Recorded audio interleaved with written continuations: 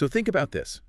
If you break your arm, right, a doctor looks at an X-ray, they point to a jagged white line on the film, and they just say, there it is. Right. It's right there. Yeah, it's mathematical. It's totally binary. The bone is broken, or it isn't. But if you go up to someone and ask how they wrote a hit song, or I don't know, how they engineered some billion-dollar app, or pivoted a failing company over a weekend, they never give you an X-ray. No, never. They talk about magic. Exactly. They talk about the muse, they talk about getting lucky in the shower or just staring at a blank page until a drop of blood forms on their forehead. But today, we have a stack of source material that basically proves the artists and the musicians are completely wrong. Yeah. And the doctors are actually right. Yeah. Creativity is just math. It is, and it's a radical departure from how we have been culturally conditioned to think about innovation, really. I mean, we treat creativity as this personality trait or an aura, or worse, some mystical visitation that you just have to sit around and wait for. Right. But the author of the document we're unpacking today, George James Ducasse, aggressively dismantles all of that. Yeah, we are doing a deep dive into a text called The Revolutionary Guide to Creativity. And we're going to extract this core algorithm that Ducasse claims drives literally every single act of creation in the universe. It really is a massive claim. It is. And the premise here is going to just completely flip how you, listening right now, view your own work. Yeah. Because he argues that creativity is a repeatable, deterministic, mathematical sequence. It's basically an algorithm you can run. And what's fascinating here is just the sheer spectrum of the source material he provides to back this up. I mean, on one end, Ducasse gives us this highly accessible, very human, practical guide. It's a sequence of actions that a chef or a mid-level manager or a writer could literally use this afternoon to get unstuck. Right. But then if you flip to the back of this text, to the appendices, you hit this absolute wall of deeply complex theoretical physics and mathematics. Oh my gosh, yeah. I have to admit, when I first flipped to the back and saw the Lagrangian equations and all these Greek symbols, I genuinely thought I was reading the wrong book. It is jarring. It goes from this practical playbook straight into quantum mechanics and systems theory. He starts talking about things like transdimensional unified field theory or TDUFT and interdisciplinary integrated systems management. But, and this is crucial, that is exactly his point. He is deliberately bridging the gap between the philosophical and the empirical. Right. He is arguing that the intuitive steps an artist takes to paint a canvas are the exact same mechanical operations that a real estate developer uses to solve a structural crisis on a build site. Wow. Which are the exact same operations a star system uses to form out of a nebula. It is one universal algorithm for discovery. So our mission for this deep dive is to basically equip you, our listener, with this exact hidden algorithm. By the time we're done today, you should be able to systematically turn your scattered, messy, half-baked ideas into finished, impactful realities out in the real world. Yeah, you don't have to wait for inspiration the way you wait for the weather to change. That is the perfect analogy. Creativity isn't weather, it's a sequence. You don't just sit on your porch hoping a thunderstorm of good ideas rolls in, right? Exactly. You manufacture the conditions yourself. It's a set of deliberate moves, much like, running or cooking. But, okay, let me challenge that right out of the gate. Because I know exactly what someone listening to this is probably thinking right now. Sure. If you reduce human creativity to a deterministic sequence, like a set of mechanical moves, don't you kill the soul of it? I mean, if it's just math, doesn't that drain the wonder out of art and innovation? It sounds kind of robotic. Yeah, it's a very natural defense mechanism to feel that way. I mean, we protect the magic of creativity because, frankly, keeping it mysterious protects our egos. Oh, that's true. Right. If it's magic and you fail, you can just shrug and say, well, the muse didn't visit me today. Wow. Yeah. It's a great excuse. But Ducasse addresses this fear head on. He argues that understanding the mechanics of creativity doesn't drain the wonder from it, any more than understanding music theory ruins the emotional impact of a beautiful symphony. Oh, I like that. Like, does knowing how a seed germinates or how photosynthesis works ruin the awe you feel when you stand in the middle of a giant redwood forest? I mean, I'd say it actually makes it more impressive, right? Because you realize how many millions of microscopic processes had to go perfectly right just to build that single tree. Yeah. You see the invisible scaffolding. Exactly. When you encounter a masterpiece, whether it's a brilliant novel or a flawlessly designed piece of software, it looks effortless. But this framework reveals the massive amount of quiet, structured, and often brutal work that had to happen in the background before it ever reached that state of perceived effortlessness. Okay, I hear that, but let's unpack this a bit more. Yeah, How does a strict algorithm account for the shower moment? the classic shower moment. We all know that feeling. You've been banging your head against a wall for a week trying to solve a problem. You give up, you go take a shower, or maybe you're just falling asleep, and boom, the perfect solution just pops into your head out of absolute nowhere. Right. That does not feel like a structured sequence. That feels like a lightning strike. Well, it feels like a lightning strike to your conscious mind, yes, but neurologically and mathematically, it absolutely did not come from nowhere. Really? Yeah. Those shower moments only happen because your brain has been unconsciously running through a highly structured process of generating and filtering material for days. Wow. The muse didn't visit you. Your brain just finally finished computing a massive combinatorial problem in the background while you were, distracted by the warm water. So the brain is just running the algorithm on autopilot. Precisely. And Ducas's entire point is that you shouldn't have to rely on your subconscious to blindly stumble through this process in the dark. The steps in this book simply take what your brain is already trying to do unconsciously and drag it into the light, making it conscious, controllable, and fast. Which means you don't have to take a 3-hour shower every time you hit a roadblock at work. Right, exactly. I mean, think about your last great idea, the one that felt like a sudden breakthrough. If you really retrace your steps, did it drop from the sky? Probably not. Or was it the culmination of weeks of hidden mental sorting, of reading seemingly unrelated articles, of frustrated trial and error, of talking to people who had completely different perspectives? Yeah, that makes sense. Dukas is just handing you the steering wheel for a vehicle you're actually already in. All right, well, let's get into the vehicle then. If we want to take control of this process, what is the very first deliberate move we have to make? Because usually when someone wants to be creative, they just sit down with a blank piece of paper and try to write down a good idea. And that is exactly where they fail. Dukas splits the creative algorithm into 3 broad phases, and the first phase is about actively expanding the field of play. You cannot build a house without gathering the lumber first. Right. So he calls this initial mechanism inception. And it is vital to understand that inception is entirely unglamorous. It is the deliberate, messy gathering of raw, often contradictory material. He uses this really cool analogy of a master chef developing a new dish. Yes, the chef analogy. Like a great chef doesn't sit at a desk, write down a perfect menu, and then just walk into the kitchen to execute it. They go into the kitchen and they handle the raw ingredients. They smell things. And crucially, they taste things together that objectively do not belong together. Right, they allow the ingredients to collide. They might ask, hey, what happens if I take this highly refined French technique and apply it to a rustic, bitter root vegetable from South America? Yeah. They aren't trying to make a perfect plate yet. They are just trying to see what sparks. It's a phase of extreme generosity. But most of us aren't generous with our ideas, right? We are ruthless immediately. I know I do this all the time.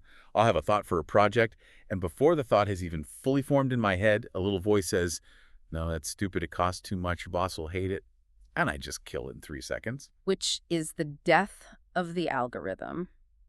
Early judgment kills infinitely more good ideas than bad taste ever does. Wow. So Dukas outlines 2 specific practical operations you must execute during this inception phase to prevent that early death.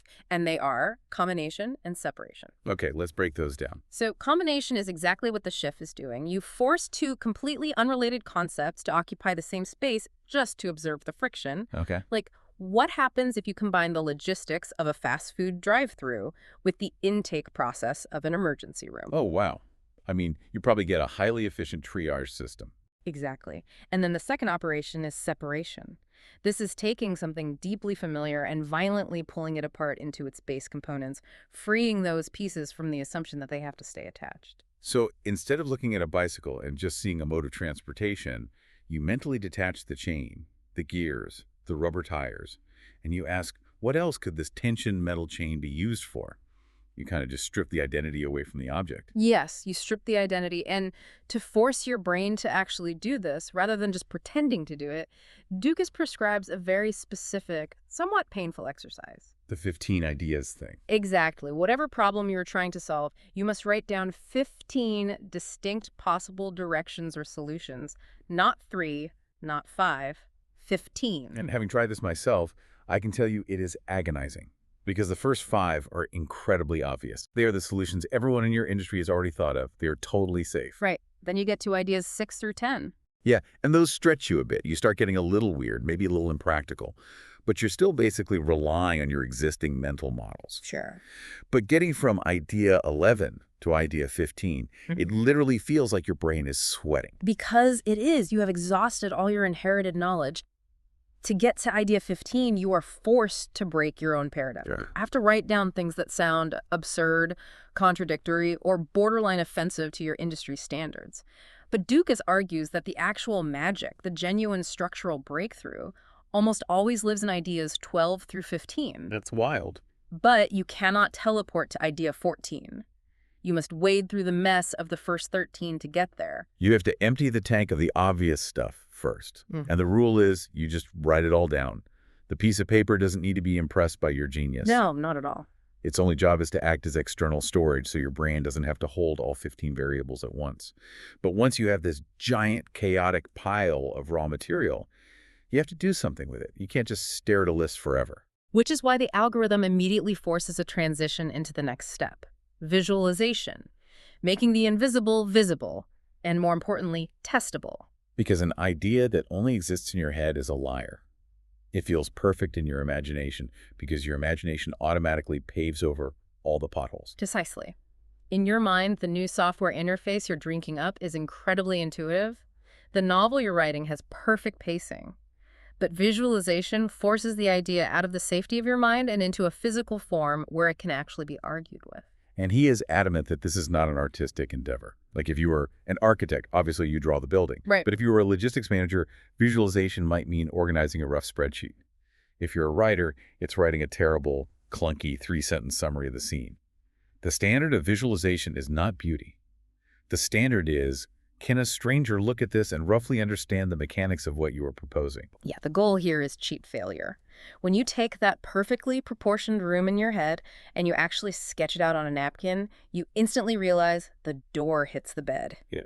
You want to find that flaw right now for free in 5 seconds. But wait, this is where I think a lot of people, especially perfectionists, get derailed. Well, absolutely. If I have this soaring, beautiful concept for an app and I draw a jagged, ugly wireframe on a whiteboard, the visualization looks terrible. Doesn't that just discourage you? You look at this ugly thing, you think, wow, my idea is actually garbage. Well, the discomfort you feel looking at a bad sketch is the medicine working.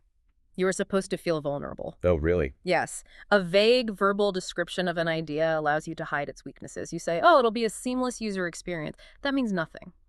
The sketch exposes the reality. Dukas puts a really sharp point on this. What does he say? He asks, would you rather feel a mild sting to your ego over a cardboard prototype on a Tuesday afternoon, or feel utterly devastated 6 months and $500,000 later when you build the real thing and the market rejects it because it fundamentally doesn't work? Okay, fair. Very fair. Fail cheaply, fail early. Right. But even if I sketch it out and it works on paper, how do I know I'm actually aiming this whole process in the right direction? I mean, I could successfully design a brilliant solution to a problem nobody actually has. Which brings us to the most critical pivot point in the entire first phase. You've gathered the material, you visualized it. Now you must define the real problem. Dukas calls this step programming. And just to clarify for everyone listening, he doesn't mean writing Python or C++ summary. Yeah. He means programming the parameters of the work, Yeah. defining the exact constraints. Right. And here is where Dukas delivers a fairly brutal assessment of the corporate world, and honestly, human and ever in general. The vast majority of creative failures are not failures of imagination, they are failures of definition. Highly intelligent people spend years building perfectly clever, structurally sound answers to completely wrong questions. Because we just accept the problem exactly as it is handed to us. The book gives this incredible example about a retail store's checkout line. And it just blew my mind because it's so common. Walk us through it. It's a great example. Okay, so imagine a highly paid consulting team is brought into a major retail store. The store management tells them, look, our customer satisfaction scores are tanking because the checkout lines are too slow. We need you to design a faster checkout process. So they have their prompt. Exactly. So the team goes to work. They run the algorithm. They generate ideas, they visualize new queue layouts, they introduce self-checkout tech, they optimize the barcode scanners. They spend weeks on this, and they succeed. The line is now 40% faster. Total success, right? High fives all around. Except the customer satisfaction scores do not improve. In fact, they get worse. Exactly. Why? Because nobody bothered to interrogate the root question. The consulting team eventually realizes that the customers were never actually mad about the speed of the checkout line. Right. The customers were furious because the store's aisles were completely disorganized and they couldn't find the items they came in for. By the time they finally gave up and got to the checkout line, they were already boiling with rage. The slow line was just the location where the anger was finally expressed, not the source of it. Exactly. So the team solved the checkout speed beautifully. It was a masterpiece of efficiency. But it was the wrong problem. A brilliant solution to the wrong problem is a failure. What's fascinating here is how Dukas requires you to defend against this. The core discipline of the programming step is the ruthless interrogation of inherited assumptions. Inherited assumptions. Yes. Every problem you face, whether a client hands it to you, your boss emails it to you, or you assign it to yourself, comes wrapped in a thick layer of unexamined assumptions. Assumptions about what the budget must be, what the timeline is, what the customer actually wants. Some of those are true constraints. Most of them are just habits disguised as laws. He suggests a literal exercise for this, right? You take a piece of paper and you write out the problem exactly as it was given to you. Let's say we need to build a new app feature to increase daily logins by Friday for under $10,000. Okay. Then underneath that sentence, you have to list every single assumption buried in it. Right. So you assume the users actually want a new feature. You assume daily logins are the correct metric for success. You assume Friday is a real deadline and not just an arbitrary date the boss picked out of thin air. You assume $10,000 is the actual ceiling. And for every single one, you ask, is this a physical law of the universe, or did I just inherit this without checking? I want to pause here and invite you, the listener, to actively apply this to your own life right now. Think about the heaviest, most stressful project you are carrying at work or at home. What is the inherited assumption you are currently accepting as fact without ever questioning it? That's a great question. Who told you that it had to be done that way? What imaginary constraint are you bowing to that no one actually explicitly forced upon you? Finding that false constraint is like taking off a weighted vest. Yeah. Suddenly, the problem completely shifts. And once you have defined the actual true problem, you leave phase one. Right. You have a massive field of raw ideas, you've sketched them out, and you know exactly what target you were actually trying to hit. But now you have a new problem. Of course. Your project is bloated. It is a sprawling mess of 15 different directions, sketches, and redefined parameters. If you try to build all of it, it will collapse under its own weight. Which means we have to bring out the knives. Phase two is about the blade of subtraction and the courage to commit. This is where things get violent. The algorithm dictates we move to the next operation, deconstruction. And deconstruction fundamentally challenges our modern bias toward addition. When we think about making something better, a car, a movie, a business strategy, our default instinct is to add. Always. Add more features. Add more subplots, add more meetings. But historically, the most profound creative leaps are almost always acts of violent subtraction. It's the Michelangelo analogy. When asked how he carved the statue of David, he supposedly said he just looked at the block of marble and chipped away everything that wasn't David. The empty space is what creates the art. But human psychology actively fights this process. Our brains are hardwired for loss aversion. Dukas dives into this concept of sunk cost attachment. Well, this is so real. Right. You spent 2 weeks in the inception phase coming up with this incredibly clever, complex software feature. You love it, you built it, therefore you value it disproportionately. But now, having correctly programmed the problem, you have to look at your beloved feature and ask a terrifying question. What would actually break if this were removed entirely? And if you are honest, and the answer is nothing important, you have to kill it. You must kill your darlings. It is painful. But Dukas offers a brilliant diagnostic tool here. If you find yourself hesitating, if you are uncertain about what would happen if you removed a component, that uncertainty is absolute proof that the component was never justified in the first place. Wait, really? Yeah. Think about a house. If a load-bearing wall is removed, the roof collapses. You know it instantly. If you can't tell what removing a feature will do, it's not load-bearing. Cut it. Complexity is just so easy. Anyone can make something complicated by just throwing more stuff at it. Elegance like achieving maximum impact with minimum moving parts is rare. and it requires ruthlessness. And once you've stripped the idea down to its bare, load-bearing essentials, you reach what Dukas calls the hardest step in the entire sequence, crystallization. You must choose its final form. Why is this the hardest? I mean, it seems like it should be a relief at this point. It is the hardest because it requires courage. As long as an idea remains a sketch, a draft, or a work in progress, it is completely safe from the world. It exists in this quantum state of infinite potential. If someone critiques it, you can always retreat and say, well, it's just a rough concept. I haven't finalized it yet. It's an armor of ambiguity. Right. But the second you crystallize it, the second you say, it is exactly this and it is not that, you close off every other possible universe. Yeah. You collapse the possibilities. And in doing so, you expose yourself to undeniable judgment. It either works or it doesn't. And the fear of that binary judgment causes immense stalling. You see this everywhere. Oh, absolutely. The academic who spends 7 years researching a book but never writes a single chapter, the startup founders who hold bi-weekly brainstorming sessions for an app, endlessly tweaking the wireframes but never write a line of code.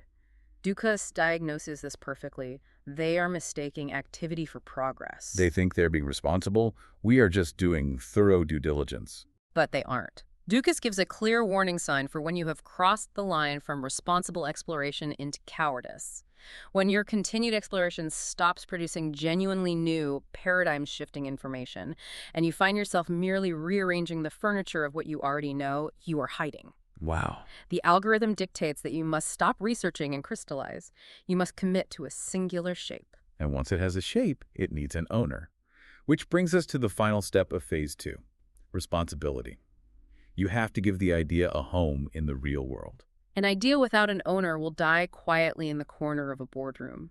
This is arguably the least romantic part of the creative process, but without it, everything else is just daydreaming.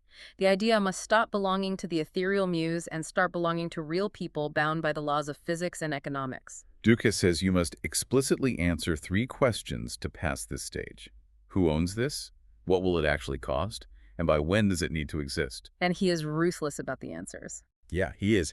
If you ask a team who owns a project, and the answer is the team, the project is dead.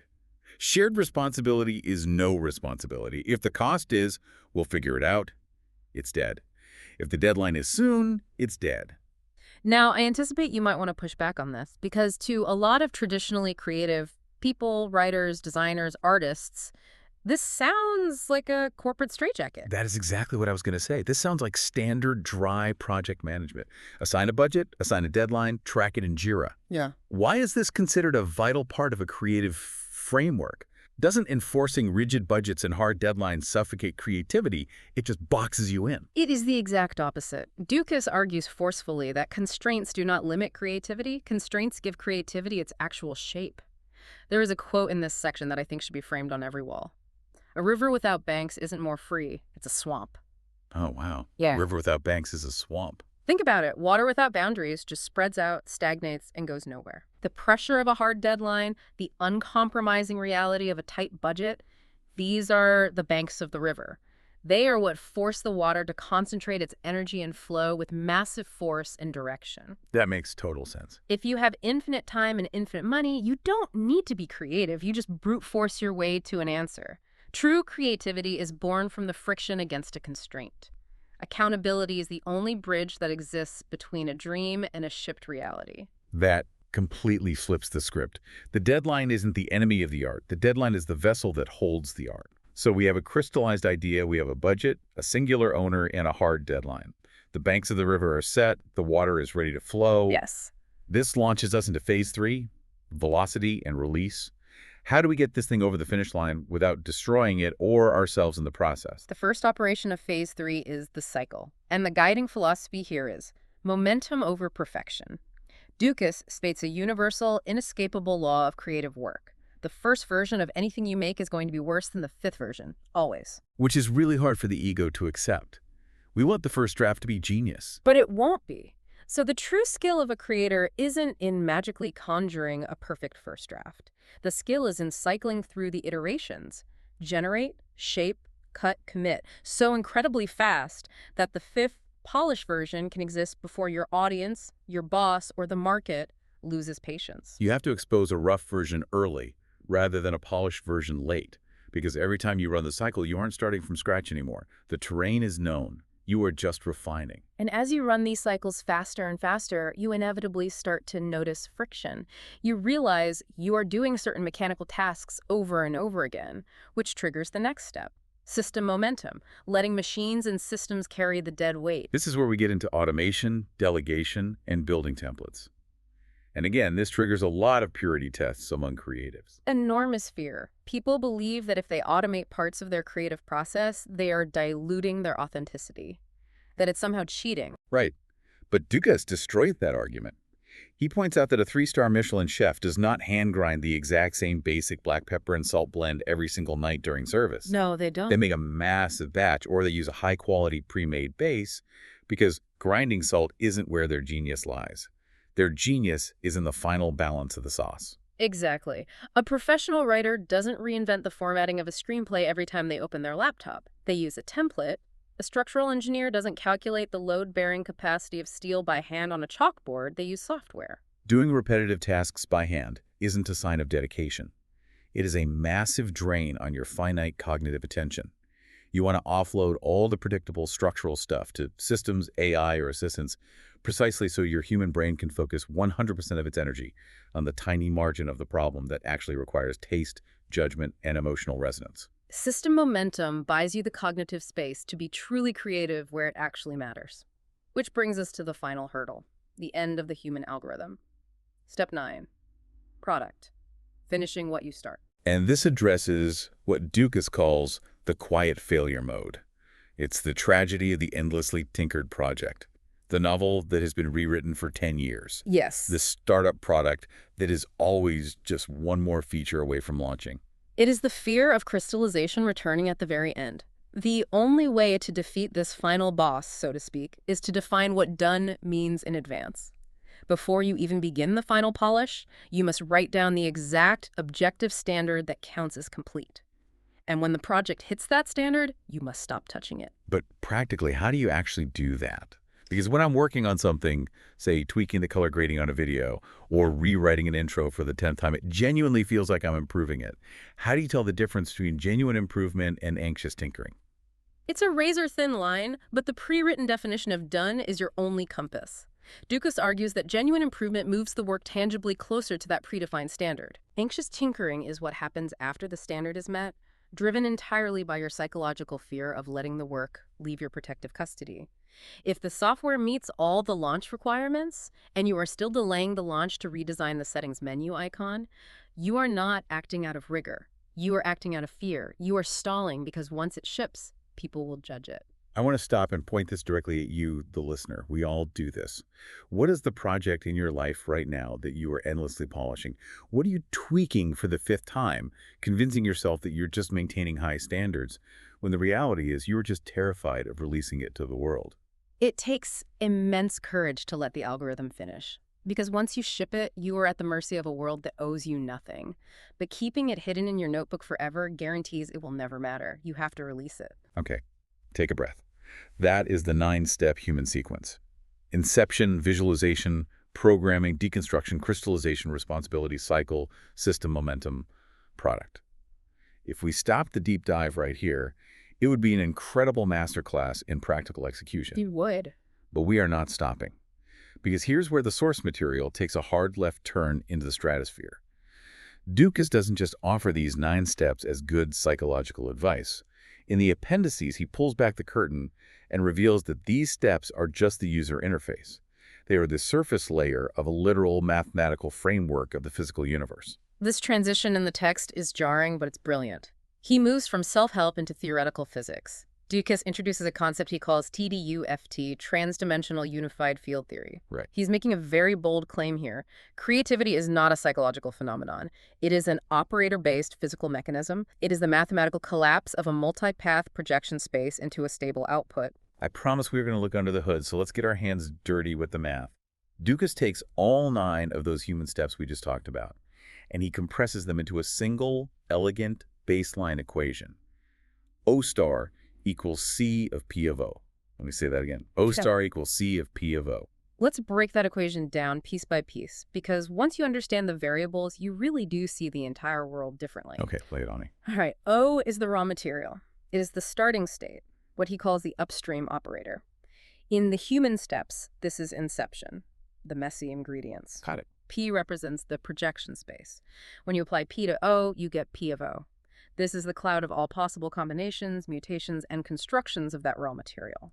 It expands infinitely outward through visualization and programming. So that's the brainstorming, the sketching, the pulling it apart. Exactly. Then C is the collapse mechanism. This is the act of forcing that massive cloud of possibilities to narrow down into one single physical reality. This encompasses deconstruction, crystallization, and responsibility. But wait, the constraints. Yes. And finally, O star is the output, the final shipped product. So O star is the collapse of the projection of the raw operator. You gather the raw stuff, you project every possible way it could go together, and then you violently collapse it into one finished thing. That's the baseline. But he doesn't stop with the simple version. He expands this baseline into what he calls the creative collapse law. And when you look at this equation on the page, it is intimidating.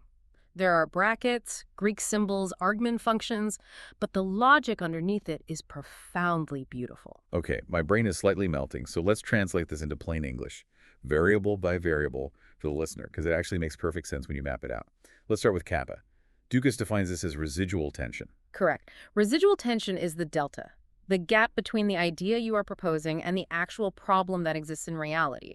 If your proposed solution doesn't effectively solve the problem, the tension remains high. The algorithm's goal is to minimize kappa. You want to reduce the tension to 0. Okay, minimize tension. Got it. Then we have N, which stands for novelty. This is a measure of how different your idea is from X prior, which represents the existing state of the world. Everything that has already been done. Right, and you want to maximize novelty. You want something genuinely new, not just a copy of a copy. And lambda is the multiplier that sits between them. Think of lambda as a dial you turn depending on the context. It balances how much weight you give to simply fixing the immediate tension versus how much weight you give to being radically original. How so? Well, if you are fixing a leaky pipe in a basement, lambda is low. You don't care about novelty, you just want the tension, the water to stop. If you are designing a high-fashion runway collection, lambda is incredibly high. Novelty is the entire point. So you are constantly fighting to minimize tension while maximizing novelty. But you can't just go infinitely wild because of the final, most important piece of the equation, IISM, the stability constraint. This is the anchor. IISM is the minimum viability threshold. It represents the uncompromising laws of reality. It doesn't matter if your idea brilliantly reduces tension and is wildly novel.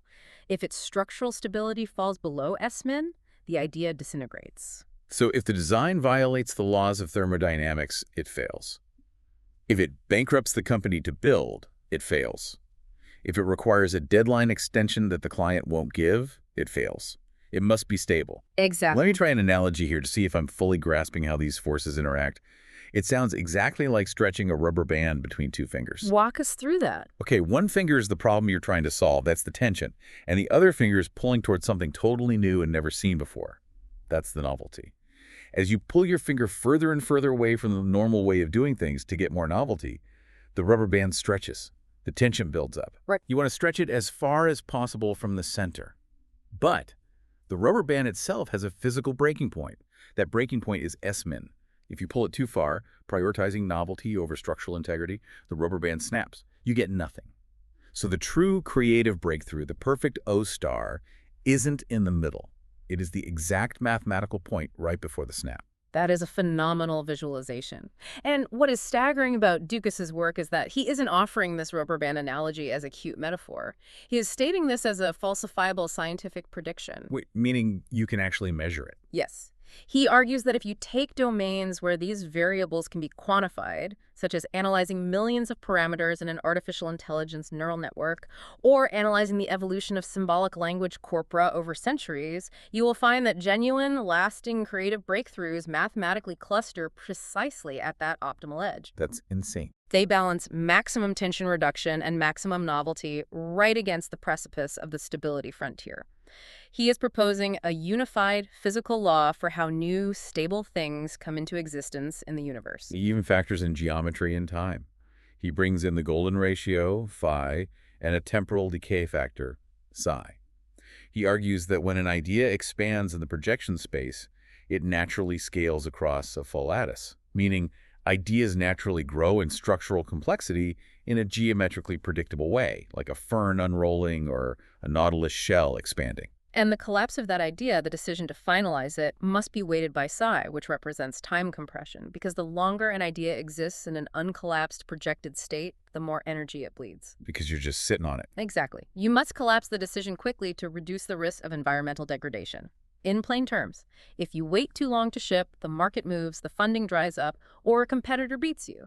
Time is a physical constraint on the stability of the idea. Okay, so abstract mathematics and unified field theories are mind-blowing. I love it. But the ultimate test of any theory is, does it survive contact with reality? Does this equation actually work when people are yelling at each other in the mud? Right. This brings us to Section 6. Dukas proves the math works in the dirt, using a high-stakes real estate development crisis, viewed through his IISM framework, Interdisciplinary Integrated Systems Management. This is where the theory gets its boots muddy, and it is arguably the most compelling part of the text. Dukas presents a real-world scenario. A major construction contractor is working on a luxury commercial build. 900 custom-made, highly expensive glass display cases are delivered to the site. Picture yourself in this scenario. You are the listener, standing on a dusty construction site. The trucks pull up, you unload the cases. And instantly there is a massive problem. The cases are 4 inches shorter than the architectural specification. And worse, they were shipped with only 2 feet of internal electrical wiring cable per case, instead of the required 40 feet necessary to run them through the ceiling grid. Which means they're essentially giant, useless glass bricks. You can't wire them. The project is dead in the water. And to compound the crisis, the manufacturer is in another country, denies responsibility, and outright refuses to provide the missing cable or remake the cases. In a traditional corporate setting, we all know exactly what happens next. The lawyers get called. Oh, yeah. The project manager starts screaming at the procurement team. The emails start flying to establish a paper trail of blame. The project stalls for 6 weeks, the budget hemorrhages, and everyone is completely miserable. But let's watch how the 9 human steps, driven by the math of the creative collapse law, were applied by a master operator in the field in real time. So, step 1 and 2, inception and visualization. The operator didn't sit in the construction trailer reading angry emails. They walked out into the physical hallway and physically measured the cases against the wall. They went to the source. They forced the abstract problem into a visible, concrete state. They confirmed the reality of the 4-inch discrepancy and the short cables. Then, step 3, programming. This is where the math kicks in. They had to redefine the tension, the kappa, the inherited assumption. The narrative everyone was panicking over was, the manufacturer screwed us, they won't give us the cable, therefore the project is blocked. Right. The operator interrogated that assumption. They reframed the problem mathematically. The new program was, can we structurally utilize these 4-inch shorter cases if we can independently procure the required cable by tomorrow morning? They shifted the focus from blame to geometry. Then, steps 4 and 5. Deconstruction and crystallization. This is the collapse mechanism. They ruthlessly subtracted all the emotional bloat, the ego, the desire for justice against the manufacturer. None of that mattered to Essman, the stability constraint of getting the building open. Yeah. They collapsed the sprawling projection space of lawsuits and arguments down to one crystallized binary path. We will accept these functionally incorrect cases, effectively saving the manufacturer from a massive lawsuit, only if the manufacturer pays a local supplier to deliver the cable immediately. And finally, Step 6 and 9, responsibility and product. They assigned clear ownership of the binary choice. They called the manufacturer and backed them into a corner with a simple yes-no deadline.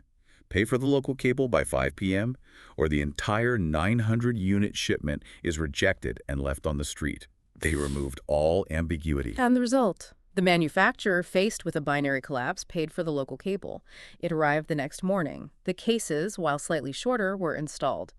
The product was a completed installation path that kept the project on schedule.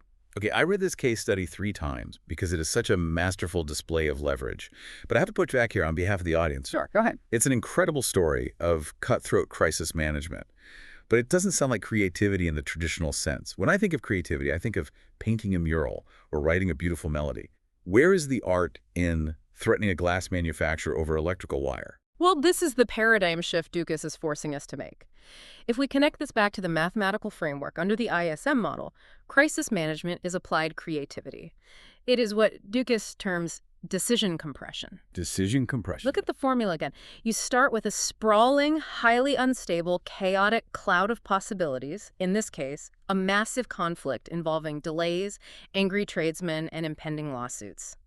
That is your projection space. You must force that chaos into a single, executable, novel action, the output, that perfectly satisfies the rigid stability constraint, which in this scenario is the unmoving deadline of the building's grand opening. Wow. The art is in the collapse. Finding the one specific geometric, logistical, and psychological path through a seemingly impossible gridlock is a profoundly creative act. It requires the exact same algorithmic processing as writing a poem. You have a messy emotion, the projection. You are bound by meter and rhyme, the stability constraint, and you have to compress it into a single, novel stanza. It's the same physics applied to supply chain logistics. That is staggering. It is. Which perfectly sets up Section 7 of our deep dive.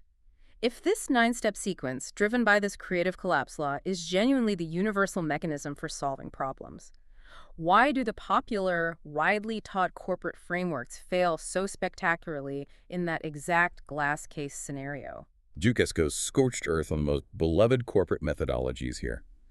Let's start with the holy grail of modern meetings, brainstorming or divergent thinking. He argues that brainstorming fails in the crucible of reality because it generates massive breadth without any mechanism for closure.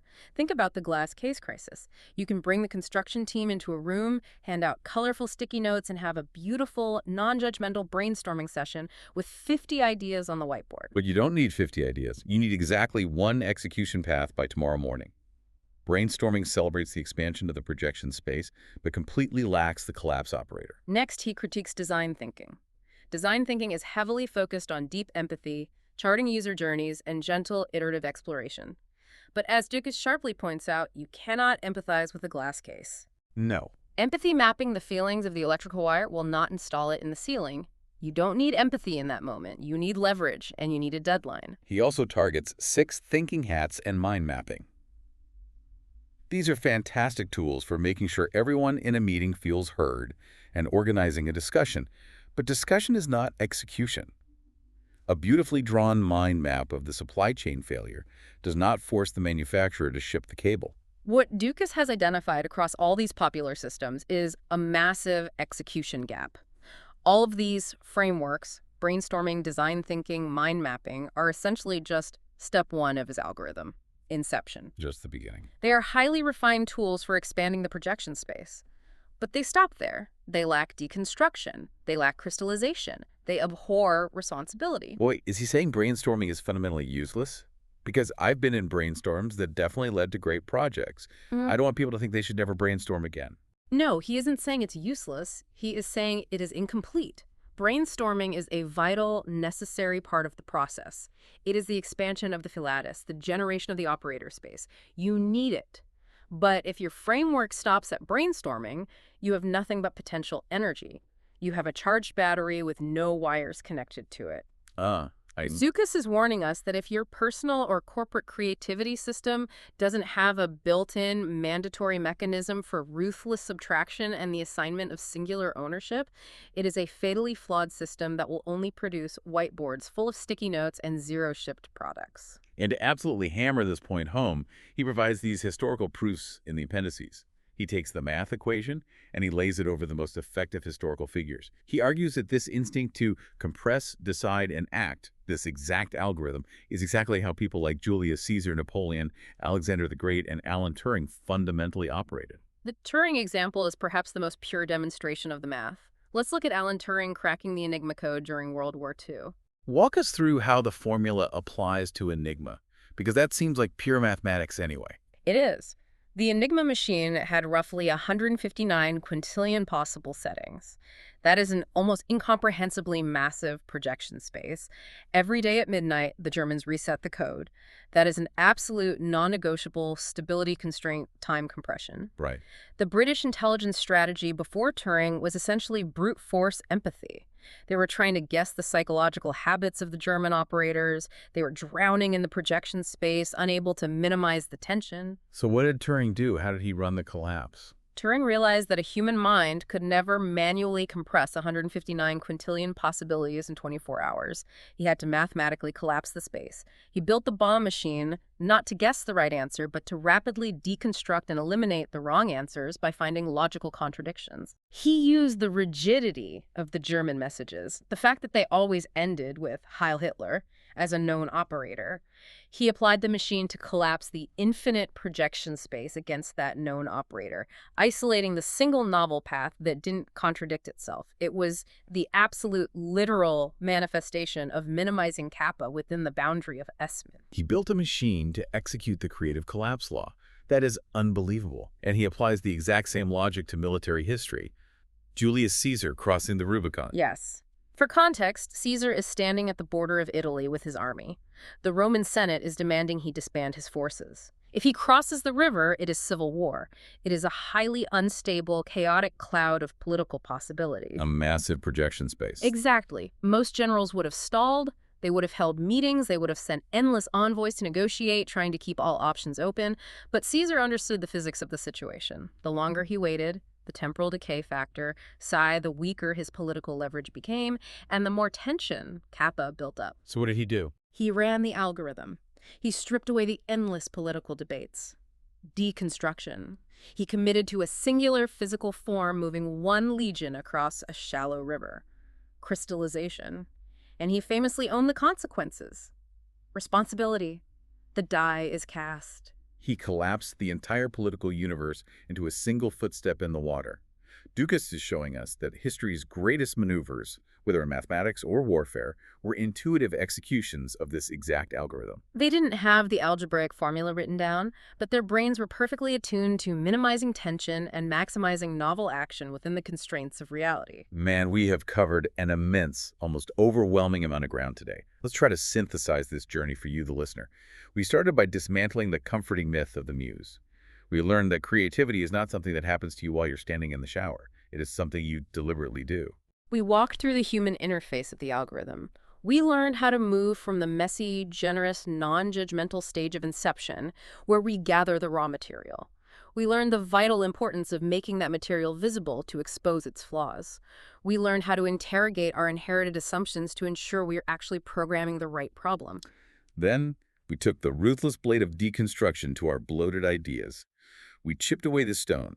We confronted the psychological fear of judgment, found the courage to crystallize our idea into one specific form, and gave it an owner, a budget, and a deadline in the responsibility step. We built the banks of the river. We learned how to accelerate through iterations, how to automate repetitive tasks to build system momentum, and finally, how to defeat the quiet failure of endless tinkering by defining what done means in advance, allowing us to actually ship the product. And underneath all of those practical steps, we discovered the literal physics of the universe operating in the background, the mathematical reality of projection and collapse, minimizing tension, maximizing novelty, bound by the unyielding laws of stability. O star equals C of P of O. The ultimate takeaway for you listening to this right now is that you now possess the operating system. You have the structural map. The next time you feel stuck on a project, you don't have to wait for inspiration. You can look at the 9 steps and mathematically diagnose exactly where you are hiding. Exactly. Are you stuck in inception, refusing to visualize because you're afraid the sketch will look bad? Are you stuck in visualization, refusing to cut the bloat because of sunk cost attachment? Are you endlessly polishing a nearly finished product because you're terrified of defining it as done and facing the market? You now have the diagnostic tool to identify the blockage and force the collapse. So as we wrap up this massive deep dive into George James Dukas's The Revolutionary Guide to Creativity, I want to leave you with a final provocative thought. It's something that isn't explicitly in the text, but the math naturally leads us here. I'm intrigued. We spent this time proving that creativity is ultimately a structured mathematical algorithm, a sequence of expanding probabilities and collapsing variables. But we live in an era where artificial intelligence is getting exponentially, terrifyingly better at running complex mathematical algorithms. That's true.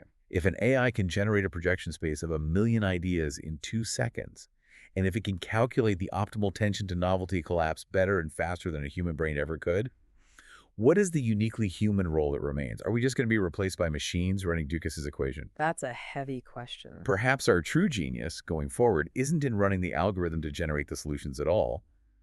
Perhaps our unique, irreplaceable role is in choosing which disturbance in the universe is actually worth pointing the algorithm at in the first place. That is a profound point. An AI can optimize the variables, but it takes a human heart to define what the variables mean. It takes a human to define IISM, the stability constraints of what actually matters to our species, to our communities, to our families. The AI can find the path, but we have to choose the destination. Exactly. We choose what is worth caring about. Something for you to mull over the next time you stare at a blank page. Remember that X-ray from the very beginning of the show. It turns out creativity does have a bone structure. It is visible. It is measurable. And now you know how to read it. Thank you so much for taking this deep dive with us. Go out there and collapse some possibilities.